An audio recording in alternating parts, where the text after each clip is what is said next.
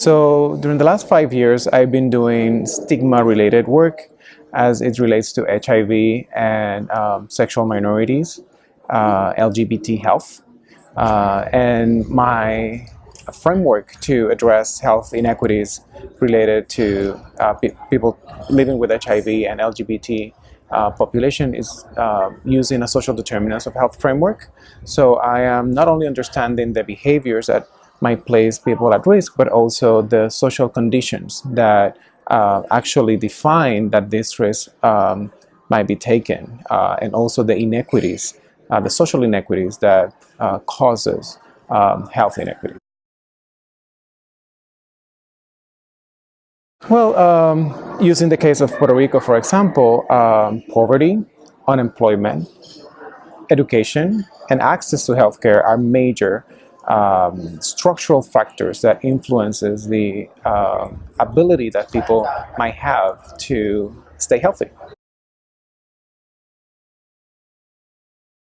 I would say yes. However, we are not close to where we should be or where we like to be in terms of addressing the inequities and disparities that are, in this case, affecting people with HIV, but it's also affecting people in general not to have a good health status.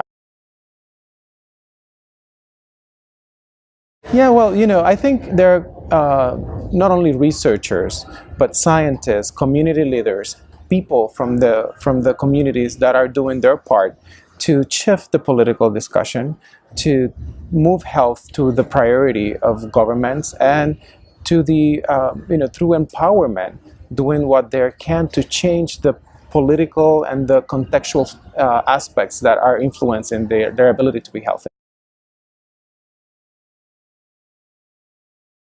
Well, first of all, and I will use Puerto Rico as an example, but I think it's very similar to other spaces in the world.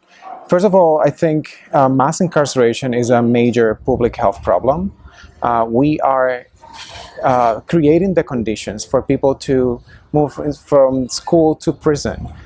We are not working with the social context that are needed for people engage as good citizens, or as in the case in Puerto Rico, we are bringing to prison people who actually have a health condition. In this case is substance abuse or substance misuse.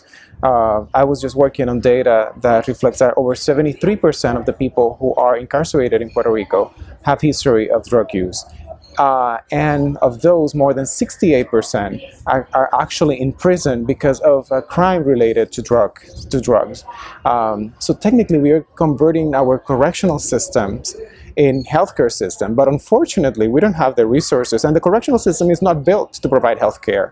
So we have a major gap that require major political attention, so we can shift the policies that place people who are at increased risk for HIV to be incarcerated. And also, of course, while we solve that problem, the structural issue, we need to increase the access to HIV care while in prison. And actually, that could be, a good use of the confinement. I don't appreciate the confinement, but while we change the system, let's do a good job by providing services to those who are incarcerated.